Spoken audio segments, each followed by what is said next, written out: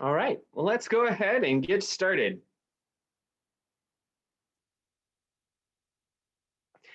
Again, welcome to the virtual career fair preparation workshop. My name is Matthew Little. I'm the assistant director. I am one of the assistant director career advisors in career services. I specifically am the career advisor to the School of Business Administration. For the next hour, I am honored to be joined by one of our favorite alumni, Claire Sanfilippo, and I will allow her to introduce herself now. Thanks, Matt. So as Matt said, my name is Claire Sanfilippo. I graduated from UD in 2017 with a degree in International Studies and Spanish. I now work in DC as a volunteer manager at Catholic Charities. Previously, I worked in New York as a member of the Jesuit Volunteer Corps as a bilingual case manager at a local nonprofit. And I think that about covers it, Matt. So thank you. Absolutely. We're glad to have you back, Claire. And all of you are going to benefit so much tonight from the insight that Claire has from going through her own virtual recruiting experiences and now being on the other side of the table where she has conducted a lot of interviews and done a lot of recruiting, even at events like career fairs in her current role. Before we get started, I want to remind you of what the guidelines for tonight's Aviate event are. First of all, make sure that you are logged in with an authenticated Zoom account where we can clearly see your name. That's one of the ways you're going to earn your point for tonight. And unless you are asking us a question or engaged in discussion with us, please remember to keep your microphone muted just so there's no disruption or noise as we present tonight. Remember too, you do need to be individually logged in. So a large group sitting around one camera, that's not going to count. Make sure that you are individually logged in so that we can award you the point as a student. And remember too, you do need to be fully engaged throughout tonight's workshop. And that means we need to be able to see you in your camera. So no making dinner with your back to us, no putting us down on the seat while you're driving your car. We need to see that you are engaged for the next hour. The good news is the information that we are sharing is highly practical, very useful, will help you with the virtual career fair coming up next week and a lot of the virtual interview and recruiting experiences that you will have. In addition to Claire and myself, we are lucky to have Kelsey O'Rourke on tonight's call. She is our Assistant Director of Employer Relations in Career Services. And she will be a great help this evening. We also have Jamie McDean, one of our career peer mentors in career services on the call tonight. Both of them will be watching the chat. So we will have time for questions at the end of tonight's presentation. But if you have questions that come to mind as Claire and I are talking, please feel free, submit those in the chat. We will stop periodically throughout the presentation to take those questions. So please feel free to share them. Kelsey and Jamie are going to be watching for those. Claire, I'd love to give you a chance to tell us a little bit more about Catholic Charities. I know it will definitely be of interest to our UD students. Can you tell us a little bit more about where you're working and the organization you're representing tonight? Sure. So again, I work for Catholic Charities in DC. Catholic Charities is the social service arm of the Archdiocese of Washington. If you're not Catholic, a diocese or archdiocese just refers to a geographical region of churches. So all the churches and parishes around the DC, the DMV area are pretty much within the Archdiocese of Washington. Although we are Catholic Charities, you don't have to be Catholic to work with us or receive our services. We're open to everyone. Our primary goal is to provide needed services to the local community. So we do a lot of work with homeless shelters, immigrant communities, people who need access to food, people who need access to job trainings. If you name it, if it's a social service, we probably do it. We have a lot of behavioral health counseling, medical clinics, legal clinics. We run 50 different programs, so it's a pretty wide array of services. My role within the agency is one of our volunteer managers. I also coordinate the internship program. So if any of you guys are looking for internships this summer, want to learn a little bit more about DC and about volunteer management or working for a nonprofit, happy to talk with you guys. And I believe leads to the next slide, Matt. So we do have several internship and full-time career opportunities available for those who are interested. I run and manage our internship program, so I'm happy to answer a lot more in depth any questions you might have about that. On the left-hand side, you'll see some of the current positions we're recruiting for. I don't have as much to do with the full-time jobs, but happy to connect you with our HR department if you are interested in that. These are just some of the roles they're looking for right now. As you can see, they're pretty diverse in what they're looking for, from social workers, registered nurses, bilingual paralegals, behavioral and mental health professionals. So there is a wide range. Happy to talk more individually with anyone who is interested in any of these. Sounds like a great opportunity. So Claire was talking about internships and full-time jobs that she's currently recruiting for. That's what a lot of students are thinking about right now, whether they're looking for an internship or a full-time job because graduation is coming up. Well, the virtual career fair is going to be one of the best places where you can begin looking for those opportunities and pursuing those opportunities. Tonight, we're going to focus on what you need to do to look the part and to represent yourself with as much professionalism as possible. We'll be going over a few details about the fair, just so you know when it is and how it's going to work. Some things you'll need to remember to do for your Handshake profile. We'll also go through how you want to prepare and set up your technology, how you want to look when it comes to business professional dress, how you communicate who you are in your elevator pitch, lots of helpful tips about what to do before, during, and even after the fair. And as I said, though we'll take questions throughout the presentation, there will be time for questions at the end as well. So let's start with just the career fair in general. When is it and what days will it be? Well, the virtual career fair, unlike the in-person career fairs you might be used to seeing in the Recplex, as opposed to being one afternoon, is going to be over the course of 3 afternoons. And those are next week, starting on Monday, February 8th, going through Wednesday, February 10th, from 2 to 5 p.m. each day. The career fair is going to actually be on Handshake. You do not have to sign into Zoom. There is no special place you have to go. All of it is going to be on the Handshake platform. So you want to make sure you're familiar with Handshake. You want to make sure that you are accessing it through Google Chrome, most likely, as that tends to be the most compatible browser. As you can see from the screenshot on Handshake, every day focuses on different industries. On Monday, companies from science, information technology, and healthcare will be represented. On Wednesday, engineering, research, and sustainability will be represented. And then finally, on Wednesday, the 10th, communication, creative, business, human, and public services will all be represented. Good news is you are welcome to attend every single day if you want.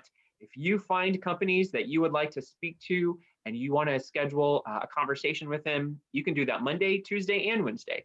Or you can only do one day. However many days you're interested in, you are welcome to be a part of. If you're wondering, where do I find this on Handshake? How do I see the employers that are attending? How do I schedule a conversation with them? We have you covered. Tomorrow evening at 4 o'clock, Career Services is offering another PathPoint eligible workshop entitled Navigating Virtual Career Fairs. And our very own Kelsey O'Rourke, who is on the call this evening, will be facilitating that tomorrow. So if you are looking to earn a different PathPoint and learn more about how to actually work the technology in Handshake to be ready for the fair, I encourage you to attend tomorrow evening's workshop.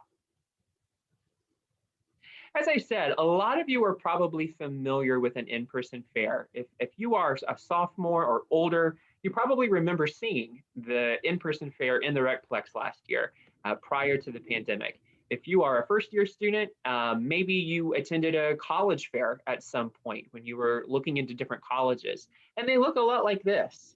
Well, a virtual fair is very different. As opposed to being in a large crowd, going from booth to booth, meeting a variety of different recruiters, kind of overhearing what they're saying. A virtual career fair is very different. It's really oftentimes just you and a recruiter, and a lot more thought has to be given about how you communicate, how you prepare, and most importantly, what you and your surroundings look like. So I talked about how we're going to start with what do you need to do on Handshake? Well, since this event is taking place on Handshake, it's really important that your Handshake profile be fully complete and prepared. So you'd want to take some time this week or over the weekend to make sure that you have completed every part of your Handshake profile. Recruiters might go there to learn more about you before or after their meeting with you. So you want to make sure that they see a profile that has been given time and attention. You're going to want to double check your majors, your GPA, your graduation year. That's all information that will be important to a recruiter. If any of that is wrong, if you just changed your major yesterday and it has not been updated yet in Handshake, we want to make sure that's ready for the fair. Reach out to Career Services and we can make those changes for you if you're unable to edit it yourself.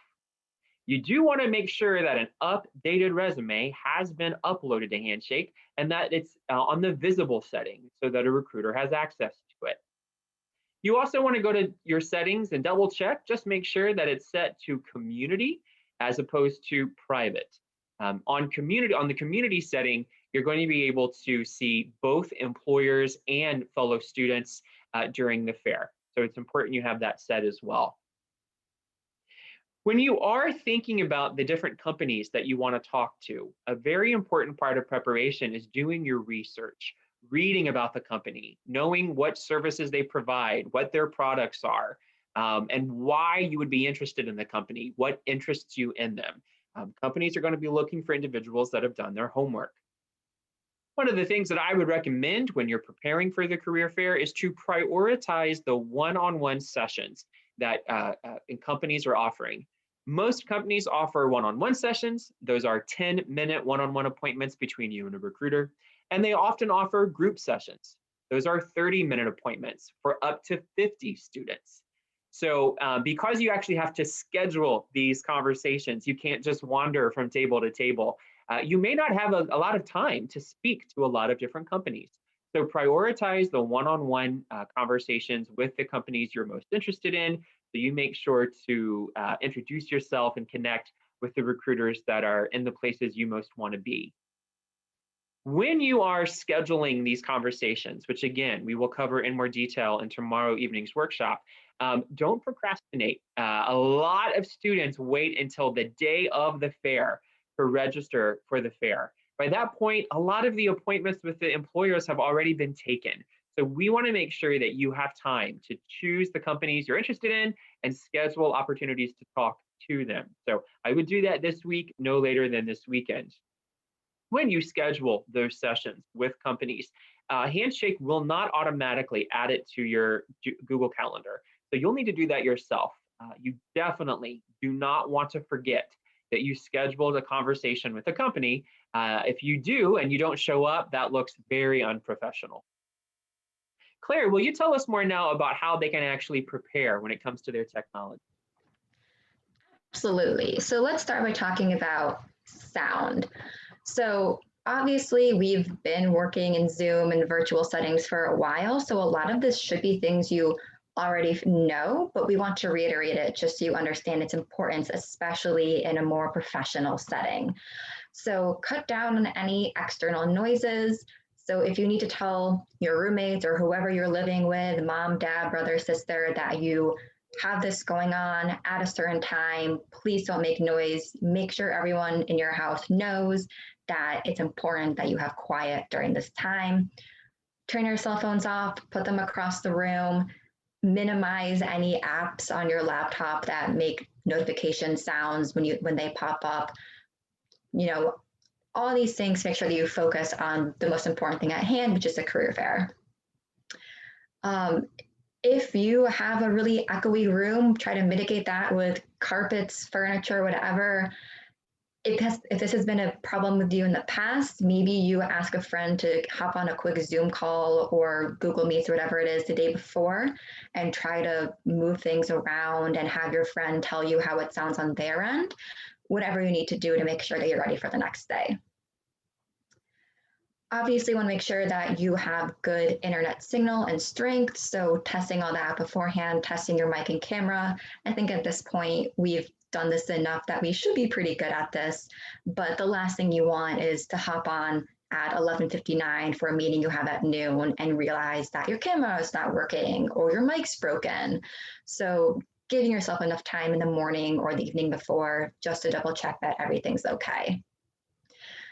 Using a cell phone, definitely not recommended. If you have to, but always better to do it on a laptop or desktop. It's easier to see people, you get a better sense of who they are. We're living in weird times, so if you have to, you have to, but I would try to avoid it. Also, again, I'm sure we're all familiar with audio delays in Zoom settings. I know it can be annoying. I know it can be frustrating sometimes as you're talking over someone without meaning to. So practice speaking more slowly, perhaps, pausing and waiting to make sure that the other person is done talking before you answer a question or before you make your statement, just to make sure that there's not any awkward overlaps. Again, I think this slide is all things that we should know by now working in a virtual setting, but just want to go over it one more time. It's important to treat a virtual meeting just like an in-person one. Even though we're not physically together, doesn't mean that you should be sulking and not having a good attitude, because those things do still come across on Zoom. Even if I can only see the upper half of you, it's enough body language for me to go off of to know, are you someone I want to keep talking to or not? Looking into the camera and not the screen. I know, again, we're all used to looking at people's screens or people's boxes on our screen or ourselves on our screen. But if you are able to look into the camera, it will come across as more direct eye contact, and that could put you a little above someone else if it feels like the recruiter has more of a connection to you from that. Try not to move around too much. Try not to use, things like swivel chairs that can be distracting. Again, I know we're working with what we got in our home setups, but if you need to sit on the floor, make yourself comfortable there. If your only chair option is a swivel chair, then maybe the floor is better.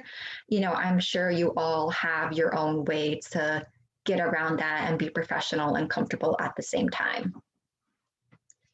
When it comes to answering questions, it's great and highly recommended to prepare. If you need help preparing for an interview, I highly recommend that you go to Career Services. I know that Matt and Kelsey and everyone there are really great and knowledgeable in helping students prepare for interviews or networking opportunities. But speaking as someone who has interviewed a lot of people before, what I don't want to hear is you reading off a piece of paper. So yes, prepare, yes, have some answers in mind, but don't be constantly looking down at your notebook and reading off that, because that doesn't really show me your personality, doesn't really give me anything about you. You might have great answers, but interview and recruiting meaning they're more than just answering the questions. You also want to get to know someone's personality and is this someone that you want to work with? And that's really hard to tell if someone's just reading off their notebook. Dress, again, be professional. Even though we're not in person, you still want to represent yourself well and represent UD well. So Matt will go into this more on the next page, but making sure that you look nice, you're not wearing any casual pants or anything on the bottom, just to make sure that you're all good. So I'm gonna hand it back to Matt to talk about dress. Thank you, Claire. Claire brings up a great point. It is very important that even in virtual settings, that you wear business professional dress for an interview or for a networking conversation like the ones that you will have at the career fair. The reason for this is because not only do you want to look the part, not only do you want to make sure that if your laptop was to fall off the desk, or if you needed to get up for some reason to let a roommate in the door, or there was a fire alarm, you would not want a recruiter to see that you're wearing a professional top, but pajama pants for a bottom. The other reason, aside from just aesthetic, is because we know from research that how you're dressed affects how you communicate. It affects how you hold yourself. So, if you really want to be on your best to make a strong first impression, then really from head to toe, you want to be in business professional dress. So, what is business professional dress? Well, when we're talking about business professional dress, we're talking about a business suit. That could either be a pantsuit or a skirt suit. The color, because you're trying to appeal to as many people as possible in a career fair setting, you want to play it safe. Avoid loud colors or loud designs that might be off-putting to certain industries. So a more traditional color would be black, gray, navy blue suit with a lighter colored top, probably a button-up top, especially if your style is more masculine, or a blouse if your style is more feminine. The colors would be white, cream, light blue, light pink, even a light pinstripe would be acceptable. Um, this may not apply so much when it comes to virtual, but in real world settings, if you choose to wear a skirt suit, the skirt should come to your knees or a little below. Same thing with tops. You would not want a top to be so low that it is showing a lot of cleavage. You would not want a shirt or a suit to be so tight that we can see the outline of your underwear. Cleavage is not considered professional, it's more social. So in a networking setting, in an interview setting, you would not want that to be something that you're showing. When it comes to business professional suits, if your style is more masculine, a tie would be expected. And even there, you want to play it safe. This would not be the time to wear a bow tie. That's really more for social settings. This is not the time for your favorite UD tie with UD logo all over it. You want a pretty standard color or just a very simple design, nothing loud or distracting, things that are going to look mature and professional. When you're standing up, that tie should come, the tip of the tie should come right at or right on the belt buckle, not much higher and definitely not lower. When you're thinking of what to wear for the virtual career fair, when you think about a business suit, your thoughts might go to something you wore to homecoming or prom. And I would encourage you to avoid most styles associated with homecoming and prom. That would be a black suit with a red button up shirt and a silver tie, or a green button up shirt and a white tie. Again, those kinds of color combinations are more for social settings. In a business professional setting, you want a light top with a standard conservative color tie. When it comes to accessories, again, this might not feel as relevant to a virtual world, but still, we would recommend wearing the clothes to help you feel the part. And so that means shoes. And in a business professional setting, your shoes should be polished and they should actually match your belt. If you're wearing heels, you want to opt for lower heels that are comfortable, as most professional settings, not a virtual one, but most would require you to have to walk around or get around in some way, shape, or form. When it comes to hair, you want to make sure it's well groomed, and that includes facial hair. So, as much as we support you bathing, we do not want you to take a shower 5 minutes before you're supposed to have a conversation with the recruiter. We see students do that at every fair, and inevitably, they are the student with water still streaming down their face. It looks like you're profusely sweating, and that's not a good first impression during a virtual career fair. So make sure your hair is well groomed, out of your eyes, out of your face, and looks professional. When you choose to wear jewelry, make sure it's not so large or designed in such a way that it would create a lot of noise. That can get distracting. If you are wearing a lot of bangly bracelets, you don't want that kind of jingling jangling in the microphone of your laptop and distracting the recruiter. So something simple, earrings, necklace, simple pearls or simple studs, a simple necklace, simple is going to be the way to go there. Same with makeup. Now is not the time for your favorite fuchsia lipstick. Again, that is more social. You want something that looks more natural and understated so that recruiters are really paying attention to what you're saying and the passion that you are communicating for the opportunities that the company has, not how bright your lipstick would be. When it comes to piercings and tattoos, in a business professional setting, if your style is more feminine, a single earring is acceptable. Outside of that, really not the case. Most other piercings should be removed. Tattoos should be covered. If you think you are interviewing for a company whose culture is more relaxed and allows for that type of self-expression, that's great. Hopefully that will be a good fit for you. But until you have the job, until you have the internship, play it safe.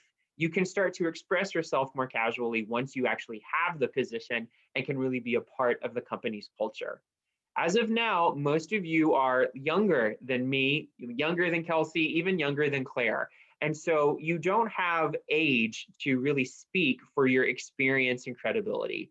Therefore, the way that you appear in your business professional image kind of makes up that credibility gap and shows employers that you are trustworthy, mature, and professional.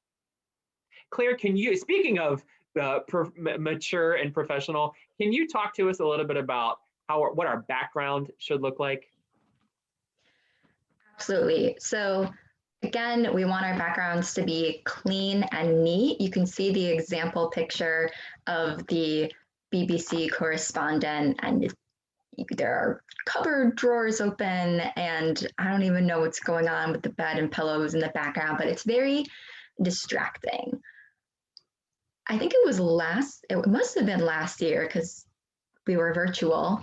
I was interviewing a candidate for an internship position in my office, and based off his written application, he was probably within the top 3 out of, I don't even know, 20, 30 applicants.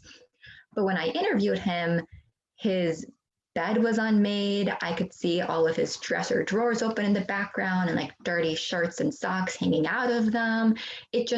It looked a mess. I understand that not all of us are naturally people who keep clean rooms and make our beds every morning. We don't have to be, but it's one of those things that as I'm interviewing people, I am comparing one interviewee against another.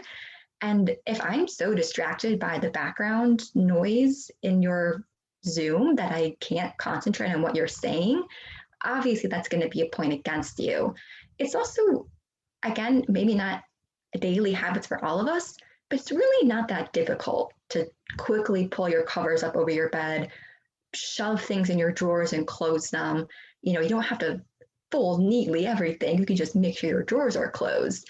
So failing to do those little things that show professionalism, I think count hugely against applicants, especially if I'm talking to someone else who shows up, is dressed professionally, has a cleaner background, and I can concentrate more on what that person is saying. If you can't control for some reason how messy your background is, maybe the only space you have to do a Zoom meeting is your kitchen and your little siblings just did a baking project it didn't clean up. It happens.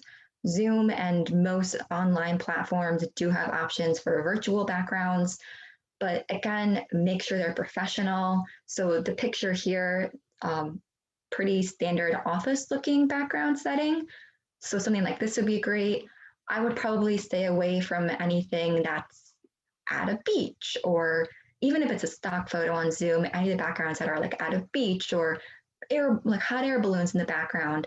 Those are great and fun, and I use those when I'm meeting with my team and we're doing internal stuff, but I wouldn't have those backgrounds now, for instance, or if I was interviewing a candidate.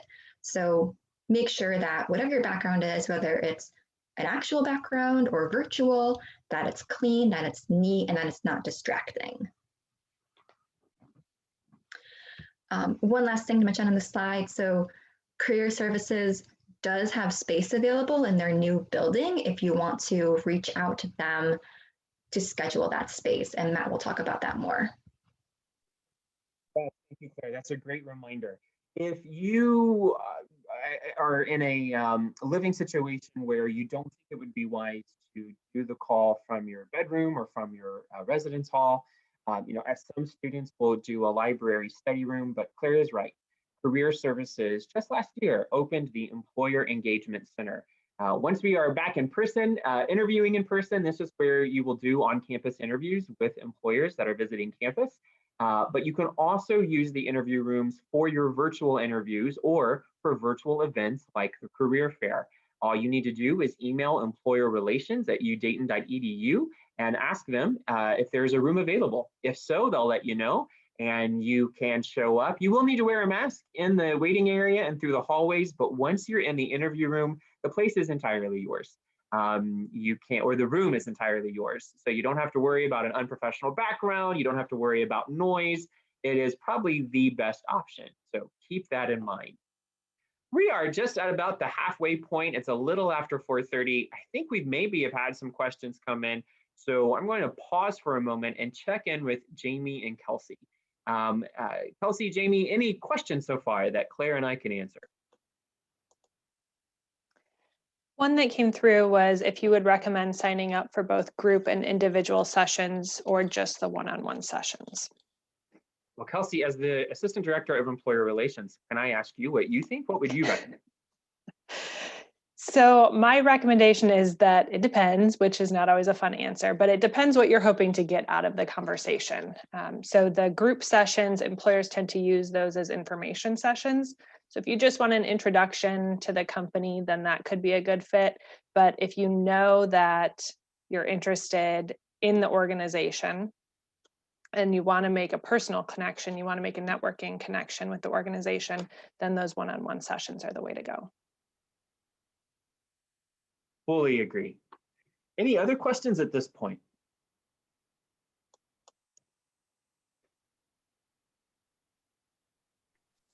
I don't have any other questions. I just want to remind everyone that if you have any questions or need a resume review before the career fair comes up, that career services drop-in hours are Monday through Friday from 12:15 to 3 p.m. And you can meet with one of 3 career peer mentors and ask us any of your questions leading up to the career fair. That is excellent. All right. Well, then if there aren't any other questions, we will continue to go. Thanks for those that asked. Claire, can you talk to us about where our computers should be and then how we should manage lighting? I know that's a very important part of our professional image. Right. So again, I'm sure that to a lot of us, this is pretty obvious standard stuff, but that's why we want to go over it again, because it is obvious and standard and therefore really important that we comply with this position and lighting and sound guidelines, because if not, it looks really bad. So making sure that your computer is face level, so, generally shoulders up, that you're not leaning forward or having to look up for whatever reason at your computer. Don't sit too close, don't sit like this. That's really awkward and I don't recommend ever doing that. Try to keep your computer at arm's length so it's not too close but not too far away. You also don't want to be all the way in the back so that the sound doesn't pick up or they can't see you as well. Aim to have light coming from the front of you, not behind you. So looking at the bottom picture as an example, perhaps he was unaware of the lighting, how the lighting was perceived on the Zoom meeting. That's why it's really important to do a quick practice run through, maybe with a friend or family member, whoever, beforehand. Ask them to critique your lighting, critique your sound, so that we can fix these things before they're an issue if we're on a actual interview or at the career fair. Because again, if I can't see your face, we're already on Zoom. It's already hard to make those personal connections. So if we're virtual and I can't see your face and I can't really go off your facial cues, your body language as much, it's going to be a lot harder for me to build an impression of you. And also the impression I have might be more negative. If you're half hidden in darkness, it might come across looking a little more, not to say that you would, like this person is grumpy or, not happy to be there. But if I can't see your face, it looks like that.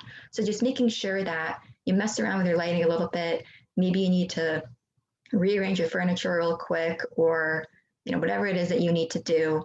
Again, I know we've been in this virtual setting for a while, so I'm sure at one point we've had to jerry-rig our lamp to something and move things around.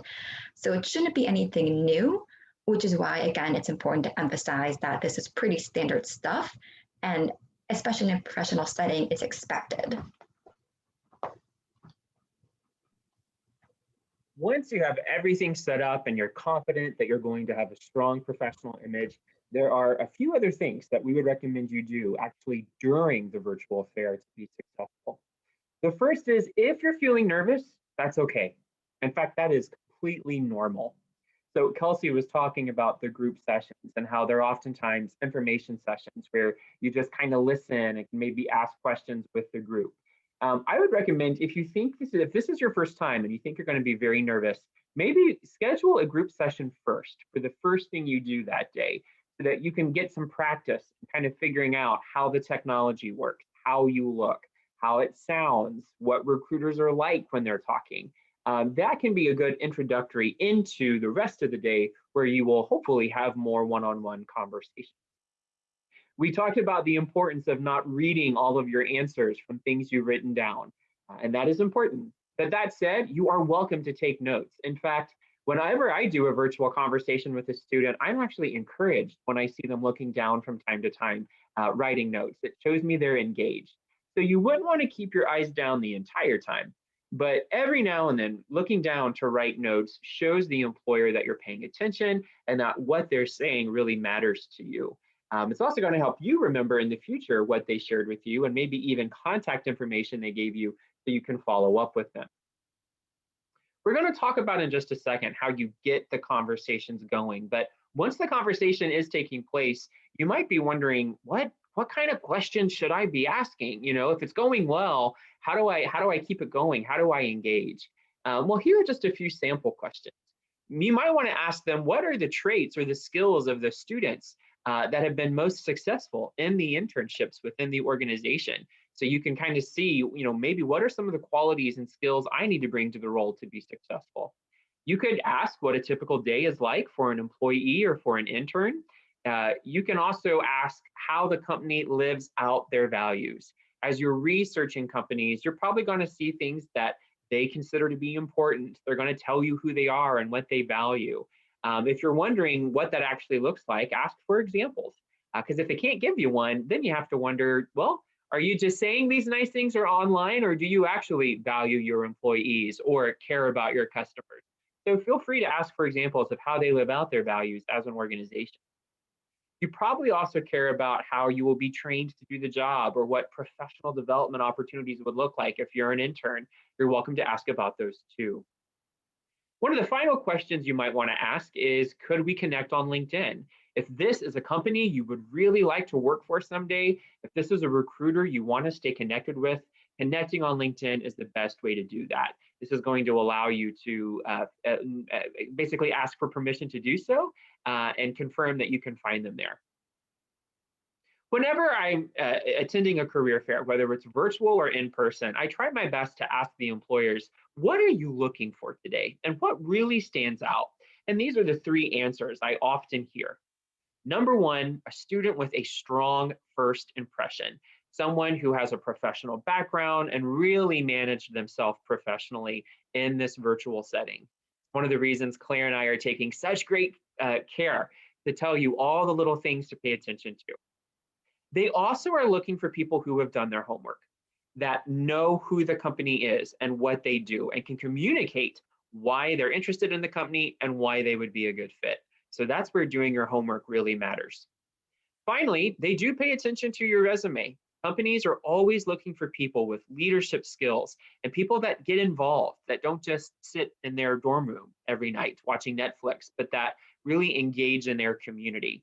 So you want to make sure that that information is on your resume, past internships or summer jobs you've had, positions that you have on campus, organizations that you're involved with on campus or were involved with in high school. They are looking for people who can make a difference. As I said, you're probably wondering, Matt, how do I get this going? When I sign in, what actually happens? Well, you want to make sure that when you have scheduled a conversation, especially a one-on-one with a company, that you sign in before the start time. Let's say you schedule a 2 p.m. conversation with GE Aviation. You do not want to sign in at 2:01 because once the time has passed, you will not be able to get into that video call. Access will be denied. So about 5 to 10 minutes before the call is supposed to take place, I would be ready, sign in, and wait for the recruiter to arrive. Once they do, you can probably anticipate a lot of friendly small talk at the beginning. Hi, how are you? How's your day going? Right? That's normal. Then the recruiter might ask, so what would you like to know about today? Or how can I help you? Or they might actually just be silent to allow you to take the initiative to begin the conversation. Either way, that is when we would encourage you to begin with what we call your elevator pitch, or that 30 to 60-second overview you provide of yourself to introduce yourself, let the employer know why they should be interested in you and what you're interested in with them. To do that, I recommend remembering 3 words: present, past, future. Meaning, once it's time to really get into the conversation with the recruiter, start with the present to introduce yourself, your name, your major, and your year. So, I'm happy to be here today. My name is Matt Little. I'm a junior at the University of Dayton studying accounting. Your name, your major, and your school year are probably the 3 easiest things for you to remember. So if you are nervous, that's a great place to start. You are not going to forget that information. And if you do, if you're so nervous you can't remember that, then you probably should be getting medical attention. You probably should not be on the video. So pretty much that's going to be a great place to start. Then you want to walk into the past. Tell the recruiter some relevant things about your background that would interest them or make you a good fit for the company. So you might want to talk about, a job you have on campus, organizations you're a part of, past internships that you've had, anything that would stand out on your resume that you want them to know about to get an idea of who you are. Then you can transition to the future. Why are you meeting with them that day? What about the company interests you? Why are you excited to talk to them? And what do you want to learn more about? Is it their opportunities in a certain city? Is it about their internship program? Is it more about how they serve their customers or what their product actually is? By ending with what your vision is for the future, you put the ball back in their court. So now they can answer those questions and have a two-way conversation. So remember, your elevator pitch is present, past, future. Hey, Matt. What do we do after the fair? Or Kelsey, did you say something? Yep. So just a quick update because Handshake changed the virtual fairs. Oh, thank you. So you can now join sessions after the start time. Good. However, it's not recommended. We want you to be on time because that's part of your first impression with the organization. But let's say your previous session ran over, you're a minute or two late, you should be able to still join the session through the Handshake platform. Thank you, Kelsey. That is a very important correction, and I'm glad to hear that. Last fall, we did have some students not able to get in because access was denied. So I'm really glad to hear Handshake has made that changed. And hopefully that helps all of you breathe a little easier as you utilize this relatively new platform. Claire, can you tell us what to expect or what we should do after the fair? Sure. So if you spoke with someone, a company that you are interested in learning more about, definitely recommend to follow up with them either via email or, as Matt mentioned before, on LinkedIn. If you do email them or reach out on LinkedIn, bear in mind that you're not the only person to have talked with them that day. They've probably talked with dozens of students who have very similar background to you. So if there's any way you can make yourself stand out in their memory. So for example, let's say that you were engaged and asked a question saying, thank you for answering my question on your company culture. I really learned a lot from your answer, or any little way that you can try to jog that person's memory. Because I can't speak for every single recruiter, but for me personally, when I go to events like this, I love talking with the students. I love meeting you guys and talking about Catholic Charities and hearing about you. But later on, because I talk to so many people, it's really hard for me to remember exactly who's who. So any way you can reintroduce yourself, say that you were in this particular session, you're interested in learning more about X, Y, and Z within the company, anything that can make you stand out and help the employer respond to you is recommended. Make sure that you visit Handshake frequently to check for any postings and upcoming career fairs. Really, really important. Be sure to follow any application's instructions on the post that you're looking at. For myself personally, this is a really frustrating part of Handshake for me because when I post for example, our internship position roles on Handshake, I make sure to say in the description, please apply through our website on an external system outside of Handshake. And I'll put the link in, and I know that Handshake is good, like will advertise the link of saying, here's where you apply. But a lot of students, for whatever reason, don't apply correctly. And as much effort as I put in trying to catch those students and messaging them saying, hey, I saw you submit an application on Handshake, but not on our actual application system, please make sure you go do so. I can't catch every single one. And even if I see you on Handshake, I look at your application on your Handshake page, I think you're a great student. If you don't apply, if you don't actually submit an application, that's it. Like, I'm not going to go chase after you. So make sure you pay attention to what the post says and follow the instructions. Also, if there is an application site, I'm speaking for myself personally, but I don't love students emailing me their resumes and telling me they're applying for a position. That's why we have the application system. If you want to email me and ask a specific question, if you want to learn more about our internships, that's great. I'm happy to answer, but don't email me your resume and say that you're applying. Like, that's, again, why we have an application system. So emailing someone directly your resume probably won't get you any further ahead. Yeah. It's also possible that whoever you're emailing isn't actually the one who's going to review your resume, depending on the company and the size and how they're structured. But either way, if you have any questions about Handshake or networking strategies or interview strategies or anything like that, again, I really can't recommend Career Services highly enough. I actually used to work at Career Services at Dayton when I was a student as a student intern, and I learned a lot, and it was great. I had help with my resume. I had lots of interview prep. They're really, really good at what they do. So if you're ever in a situation where you're maybe unsure how to handle something, or you want a second opinion, or you just want to practice interviewing, definitely go to them and ask questions, get advice, because that's what they're there for. Thank you, Claire. So that's actually all of the information that we have for you this evening, our best tips and advice to help you make sure that you are prepared for the career fair. If you have any questions, please be thinking about them. Feel free to submit them in chat. But before we take questions, we would really appreciate it if you would scan this QR code, because after every workshop, Career Services does ask students to complete a survey where we're trying to learn how we can improve these workshops for you. Information that you liked and that you want to see repeated, maybe topics that you would like added to our rotation of workshops, or things that didn't work for you that we can improve for the future. So if you want to take the time to enter the Google form link, you can do that, but you can also, you should be able just to scan the QR code and begin taking that survey.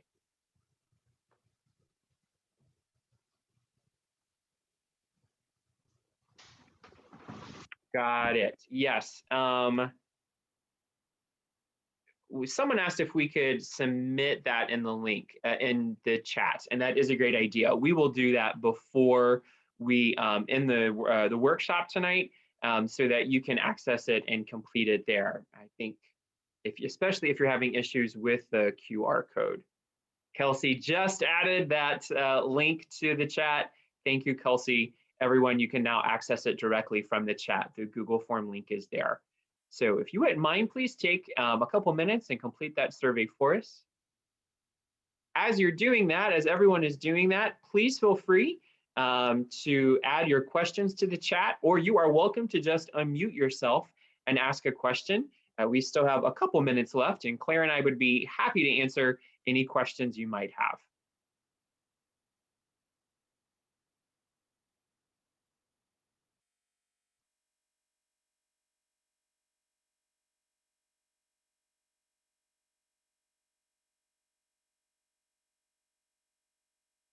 Thank you. You're welcome. Are there any Thank questions you. at this point? Have a good day. Thank you. All right. Well, then you are. Thank you. If you do have questions, you are welcome to stay. Thank you. Thank you, man. You are all welcome. Have a good Thank evening. you. Thank you. Bye. Love you. Thank you. Thank you. Thank you. Love you. Thank you. Can I have your snap? Thank you. Thank you. Thank you.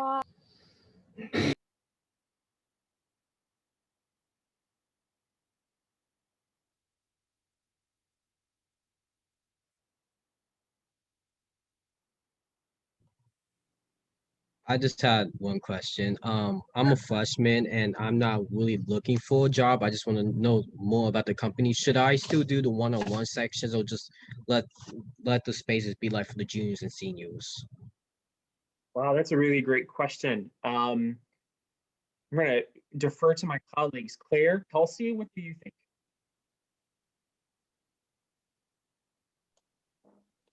I'll give my 2 cents and then let Claire jump in.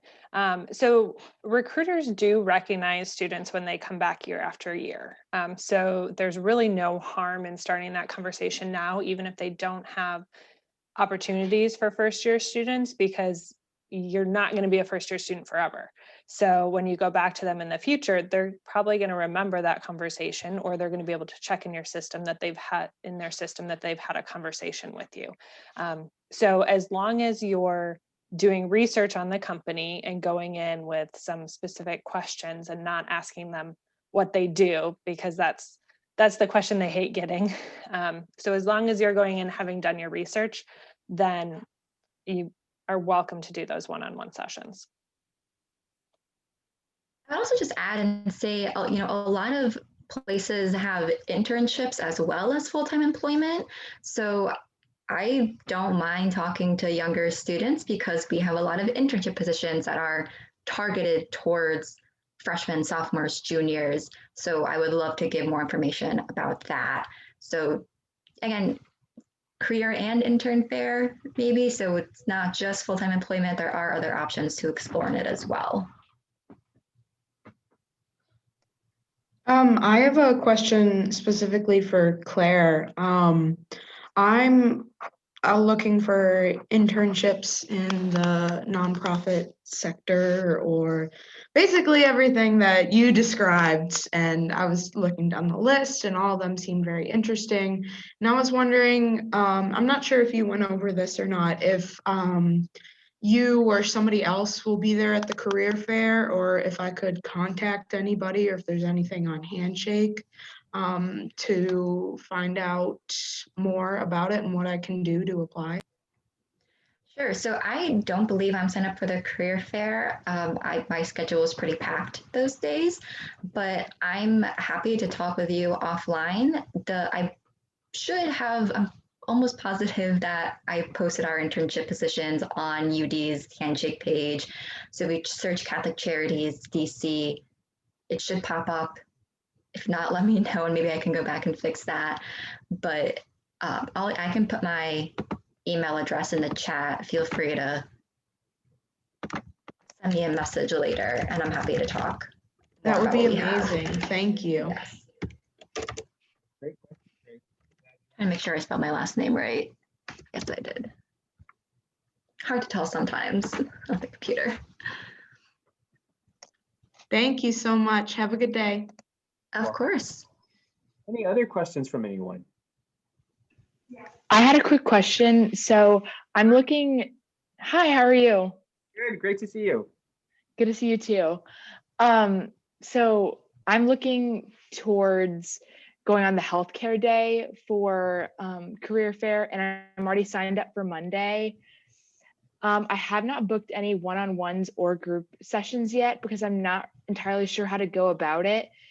So I'm not from the Dayton area and I don't live in Ohio. So I'm not entirely sure where I want to either get like an internship or a job, but I'm honestly taking anything I can get at this point, and like I'm looking to be a PA and like wanting to work in a children's hospital to get experience, but with COVID, I'm not entirely sure if that's going to be possible. So what if they say that they don't have any like internships like available at the moment, like during the actual like interview, so to speak? Well, you know, I know it's a loaded question, but totally fine. And again, I welcome everyone's input. My initial take is I'm reminded of what Kelsey just said, that there's always value in talking to an employer. You never know when opportunities will open up. You know, when I was a hiring manager, even if I didn't have a position open at the time, I would have loved for someone interested in the roles I supervised or hired for to come and talk to me and to express interest. And when something did open, they would have been the first person I reached out to. Because any company, any recruiter is looking for someone with enthusiasm for the work they do and for the positions they're trying to fill. And so those people will stand out. So even if you get onto Handshake, you look at the different healthcare organizations and they don't seem to have internships open, or you don't think they're recruiting for what you want, I personally would still schedule a conversation to learn more about the organization after doing my homework, of course, making sure they know about me and expressing my interest in specific kinds of opportunities with the organization at a future date. Claire or Kelsey, would you add anything to that? Or Jamie too?